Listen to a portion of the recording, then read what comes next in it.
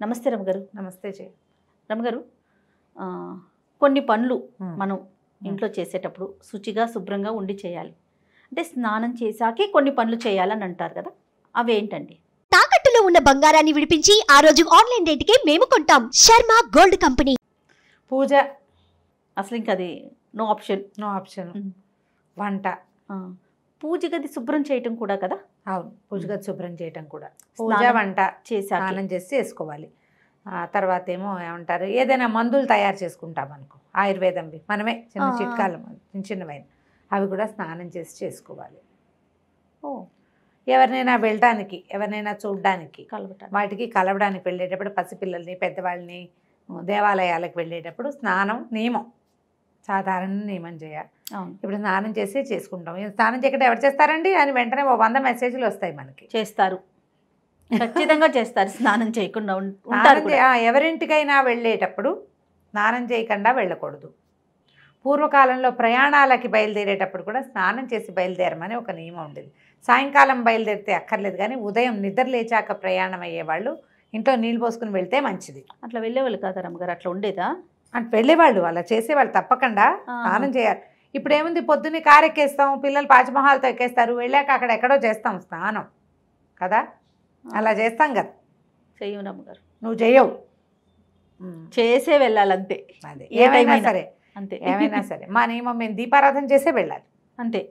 ఖచ్చితంగా స్నానం చేయాలి, దీపం పెట్టాలి.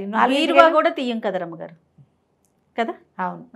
ఇప్పుడు ఈ పచ్చళ్ళు ముట్టుకోవటము, తర్వాత ఉప్పు పసుపు కుంకాలు అవి దాచిపెట్టుకునేవి తీయటాలు, వాటన్నిటికీ కూడా స్నానం చేస్తే ఒక శుద్ధి ఫీలింగ్ మనకి అలవాటు ఇది. ఇప్పుడు స్నానం చేయకుండా వంట చేసేవాళ్ళు లేరా అంటే బోళ్ళంత మంది కొల్లలు ఉన్నారు. అవును. ఈ పొద్దున్నే ఉద్యోగాలకు పరిగెత్తే వాళ్ళు ఊరికి ముందు స్నానం చేసి మంచి బట్టలు కట్టుకుంటే ఎలాగా, స్నానం చేశాక ఇల్లు ఎలా తుడుచుకుంటాం, స్నానం చేశాక బట్టలు ఎలా ఉతుక్కుంటాం, అవన్నీ పనులు అయ్యాక స్నానం చేస్తాం. వెసులుబాటే చేయాలి. నియమం అయితే మాత్రం చేయాల్సిందే. మీరు ఒక నియమం పెట్టుకుంటే, మనం పెట్టుకుంటే, మామూలుగా మన జీవితంలో ఏదైనా నియమం పెట్టుకుంటే ఆ లైఫ్ స్టైల్ వేరేగా ఉంటుంది. స్నానం మన నియమం. పొద్దున్నే స్నానం చేసే వంటింట్లోకి ప్రవేశించే వాళ్ళు 50% ఉన్నారు ఇప్పటికీ మన దగ్గర. నేను పాలు గీలు పెట్టేసుకుంటాను, స్టవ్ మీద పెట్టేస్తాను. స్టవ్ ముట్టుకోవడానికి స్నానం చేయాలన్న నియమం నాకు లేదు. స్టవ్ వేరు, ఆ తర్వాత వంట చేసుకునేటప్పుడు మళ్ళీ ఒకసారి స్టవ్ తుడుచుకుని వంట చేసుకుంటాం. మాకు పాలకి వాటికి అంటు ఫీలింగ్ నాకు లేదు. నా ఉద్దేశం అదేలేండి, నా ఉద్దేశం అదే. పాలకి వాటికి ఏం పర్వాలే, పాలు కాఫీలు పొద్దున ఏదైనా ఉప్మా చేసి అవి ఇవి కింద పడి పొంగల్ చేసి కింద పడితే మళ్ళీ దేవుడి కోసం ఏదైనా చేయదలుచుకున్నప్పుడు, మామూలు వంటకు కాదు, దేవుడి కోసం చేసుకోవాలంటే మళ్ళీ ఒకసారి స్టవ్ కడుక్కుని చేస్తారు, చేసుకుంటాం. ఇవన్నీ ఏంటంటే అలవాట్లు, నియమాలు, పద్ధతులు ఇళ్లల్లో ఉన్నవి. మీరు అన్నట్లుగా నియమం అని పెట్టుకుంటే రమ్మగారు ఎప్పటికీ చేయాలి కదా. మనకు అది వీలవ్వచ్చు, వీలు కాకపోవచ్చేమో. ఎప్పుడైనా ఒకసారి వీలు కాకపోతే భగవన్ నామస్మరణ చేసుకుని వదిలిపెట్టాలి. చచ్చిపోయినా సరే అనుకోకూడదు, ప్రాణం పోయినా సరే అని అనుకోకూడదు. కానీ నియమం పెట్టుకుని పనిచేస్తే కొన్ని విధానాలు ఎప్పుడు బాగుంటాయి. లేవగానే బ్రష్ చేసుకోవటం చకచక, తర్వాత బాత్రూములు కడగదలుచుకుంటే నిద్ర లేవగానే బాత్రూమ్ కడుక్కునే ఫ్రెండ్స్ ఉన్నారు నాకు. రోజు బాత్రూమ్ కడిగేవాళ్ళు, కడిగేసి స్నానం చేసేస్తారు. ఆ తర్వాతే కాఫీలు, టిఫిన్లు, ఇంకోటి. ఓకే. పిల్లలు స్కూల్కి వెళ్ళే పిల్లలు ఉన్న వాళ్ళకి ఎలా కుదురుతుంది అంటారు, వాళ్ళకి స్నానం గంట పట్టదు, అంతే 5 నిమిషాలు స్నానం చేస్తారు. వీళ్ళకి నూనె రాసుకుందామా, సున్నిపిండి పెట్టి తోముకుందామా, పసుపు తెచ్చుకుందామా, అదేదో చేద్దామా, ఒంటికి స్క్రబ్ చేద్దామా, ఈ వ్యవహారాలన్నీ ఉన్న వాళ్ళకి ఈ నియమాలు కుదరవు. అవును, నియమాలు కుదరవు. స్నానం చేయకుండా వంట చేస్తే ఏదో కొంప మునిగిపోతుంది అన్నది మాత్రం నేను చెప్పలేను కానీ స్నానం చేసి వంట చేసుకుంటే బాగుంటుంది. పని చేసుకునేటప్పుడైనా కూడా స్నానం చేస్తే ఒక ఫ్రెష్ ఫీల్ వస్తుంది. ఇప్పుడు ఇల్లు ఉడుచుకోవటము అవన్నీ పనులు ఉంటాయి. పని వాళ్ళు ఉన్నారనుకో, అవన్నీ వాళ్ళు ఎవరో పని మనిషి వచ్చి ఇల్లు ఉడుస్తుంది, వాకిలు ఉడిచి ముగ్గేస్తుంది, గిన్నెలు తోమేస్తుంది, స్టవ్ కట్టదే ఖాళీగేస్తుంది, లేదా రాత్రి నేనే చేసేసుకున్నాను అని అనుకునే విధానం అయితే చేసేయచ్చు. అలా కాకుండా ఈ 4 పనులు చేసుకోవాల్సిన అమ్మతల్లుళ్ళు పాపం తెల్లారే స్నానం చేయండి లేకపోతే మంచిది కదని రమారావు గారు చెప్పారంటే అలా ఎలా కుదురుతుంది? పని చేసుకోవద్దు, ఎవరు చేస్తారు, ఆవిడ వచ్చి చేస్తుందా అని నన్ను కూడా కలుపుతారు అందులో తిట్లలో. పని చేసుకుని వంట చేసేటప్పుడు కొంచెం శుభ్రంగా, అంటే ఇప్పుడు మనం వాకిలు ఊడ్చి, ఇల్లు ఊడ్చి, బాత్రూమ్ గడిగి, లేదా బాత్రూమ్ కడకపోయినా బట్టలు జాడిచ్చి అదే బట్టలతోటి వంట చేస్తే శుభ్రత ఉండదు కదా. అవును, అవునా? ఖచ్చితంగా. ఈ పాయింట్ని మనసులో పెట్టుకోండి. వంటకి శుచి శుభ్రత 2 అవసరం. కూరగాయలు కడుక్కోవాలి, శుభ్రంగా కడుక్కోవాలి. చేయాలా? మరి అది వంట దగ్గర నుంచుంటాం, గట్టు మన బట్టలు నిన్న రాత్రి మన సాయంకాలం వేసుకున్నవి అలాగే పడుకుని లేస్తాం. కొంచెం చిన్నపిల్లలు ఉన్న వాళ్ళైతే మధ్యలో పిల్లలు పిసులు పోసే వ్యవహారాలు కూడా ఉంటుంటాయి. బాత్రూంలోకి వెళ్తాం, పిల్లల బాత్రూంలోకి వెళ్తాం, మన కోసం బాత్రూంలోకి వెళ్తాం. కొంచెం చిన్న వయసు వాళ్ళైతే రాత్రి భర్తలతోటి ఉంటారు. ఇది తప్పని వ్యవహారాలు కదా ఇవన్నీ. జీవితంలో రకరకాలు ఉంటాయి, వాటి అన్నీ ఉండాల్సింది. ఈ తెల్లారు లేచాక మీ పై పనులన్నీ చేసుకుని వీటి అన్ని చోట్ల నుంచి మీ మీద పడినటువంటి రకరకాల సూక్ష్మక్రిములతోటి మీరు వంట చేయొచ్చా? ఇది మన క్వశ్చన్. చేస్తే ఆ వంట శుచిగా శుభ్రంగా ఉంటుందా? ఇది మీకే క్వశ్చన్ అంతే. చేయొద్దు అని నేను చెప్పట్లేదమ్మా, ఆలోచించుకుని చేయండి అని మాత్రం చెప్తా. మనం ఏం పని చేసాం దాని ఎఫెక్ట్ మనం వండే వంట మీద ఉంటుంది. కాబట్టి స్నానం చేసి వంట చేసుకుంటే బాగుంటుంది. ఓకే, హెల్త్కి ఇంకొంచెం ప్లస్ పాయింట్. మనం ఒక్క పాయింట్ వేసిన వాళ్ళం అవుతాం.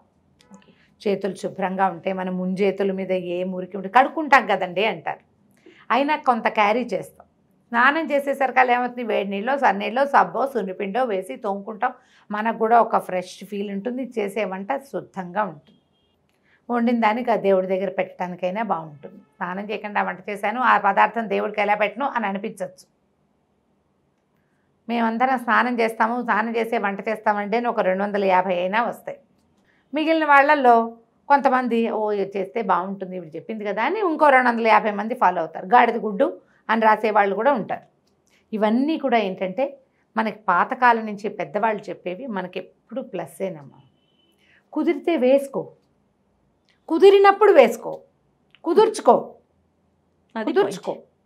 ట్రై చేయండి. ఇప్పుడు నిన్నటి దాకా మనం చాలా తీవ్రమైన పరిస్థితుల్లో ఉన్నాం. ఇవాళ కొంచెం రిలాక్స్ అయ్యాం. అంతగా ఇంటికి వెళ్ళంగానే స్నానాలు చేసేయటం, ఆ బట్టలు తడిపేసుకోవడం, పట్టుచీరలైనా తడిపేసేసేయటం, కూరగాయలైనా సర్ఫతో కడిగేసేయటం మానేసాం. డెట్టాలు వేసి కూరలు కడిగేసుకోవటము మానేసాం. కానీ జాగ్రత్తగా ఉండటం మాత్రం. కరోనా టైంలో రమ్మగారు ఈయన పంచదార ప్యాకెట్లు కూడా నీళ్ళల్లో వేశారు రమ్మగారు. శభాష్ కదా. ఉన్నారు కూరలు డెట్టాలు వేసి కూరలు కడుక్కున్న వాళ్ళు, సర్ఫ్ వేసి కూరలు కడుక్కున్న వాళ్ళు. భయానికి జాగ్రత్త కదా. ఆ జాగ్రత్తని కొన్ని విషయాల్లో ఉంచుకోండి. రైట్. ఇప్పటికీ మనం బయట నుంచి వెళ్ళగానే కాళ్ళు చేతులు కడిగేసుకుంటున్నాం, శానిటైజర్ అక్కడక్కడ వాడుకుంటున్నాము.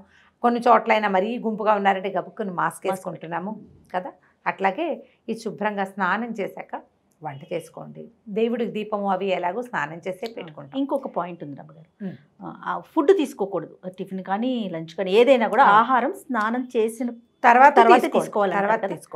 ఏమండి ఏమన్నా సంబంధించి ఏమన్నా ఉన్నాయా రమ్మగారు? చెప్దాం. స్నానం చేసేటప్పుడు స్నానం చేయగానే ఏమవుతుంది, ఒళ్ళు చల్లగా అవుతుంది. అవును కదా. ఆహారం వేసుకునేసరికల్లా మొత్తం ఫుడ్ని అరగదీయటం కోసం రక్తం అంతా పొట్ట వైపుకి పరుగుదీస్తుంది. టిఫిన్ తిని స్నానం చేశారనుకో డైజెషన్ పాడవుతుంది. స్నానం చేశాక తీసుకునే ఆహార స్వీకారంలో పొట్ట సక్సెస్ఫుల్గా పనిచేస్తుంది. అరుగుదల కోసం మనం చూడండి, చంటి పిల్లలకి పొట్ట నిండా పాలుండి నీళ్ళు పోసి అంటే బళక్కమని కక్కేస్తారు. కాసిన పాలు ఇచ్చి అంటే ఆకలి పొట్టతోటి నీళ్లు పోయకూడదు, కడుపు నిండా పాలు ఇచ్చాక నీళ్లు పోయకూడదు. 2 నియమాలు ఉంటాయి. కాసిన ఇవ్వాలి, కొద్దిగా పాలు బట్టి నీళ్లు పోస్తాం. పిల్లలకు కూడా స్నానం చేయించి టిఫిన్ పెడతాం, అవునా కాదా? అవునండి, అవును. అదే నియమం మనకు కూడా ఉంచుకోండి. ఇంకా కొంచెం పెద్ద ఏజ్ మెనోపాజ్లు అవి వస్తాయి ఆడవాళ్ళకి, డైజెషన్ ప్రాబ్లమ్స్ చాలా వస్తాయి. వీళ్ళు స్నానం చేశాకే టిఫిన్ తినటం మంచిది. టిఫిన్ తిని వెంటనే నీళ్ళకి వెళ్ళపోకండి, అది మంచిది కాదు. ఎందుకంటే మనం ఏం చేస్తాం, నీళ్ళతోటి బాడీ బ్లడ్ ప్రెషర్ ఈ సర్క్యులేషన్లో ఇవి మార్చేస్తాం. స్నానం వల్ల ఒళ్ళంతా తోముతాము, నీళ్ళు పోసుకుంటాం, వేడిపో చల్లబో ఏవో పోస్తాము, బాడీ చల్లబడుతుంది. అవును. మనకు కావాల్సింది ఏంటి, పొట్టలో హీట్ ఉండాలి. ఆ వేడే కదా మీకు ఆ అన్నాన్ని కరిగించేది ఫుడ్ని. ఇప్పుడు అన్నం కాదండి, టిఫిన్ ఏంటి 4 ఇడ్లీలైనా తింటాంగా. తెల్లవారి పైగా అది బ్రేక్ఫాస్ట్. రాత్రి తిన్న తర్వాత మళ్ళీ ఇప్పుడే తింటున్నాం. రక్తం పరుగులు పెడుతుంది పొట్టకి. శక్తి అంతా ఇంట్లో ఉన్న వేడంతా అక్కడ పనిచేయటం మొదలు పెడుతుంది. నీళ్ళు పోసి చల్లారి చేస్తే చెప్పండి, మంట పెట్టి నీళ్ళు పోసాము ఏమవుతుంది?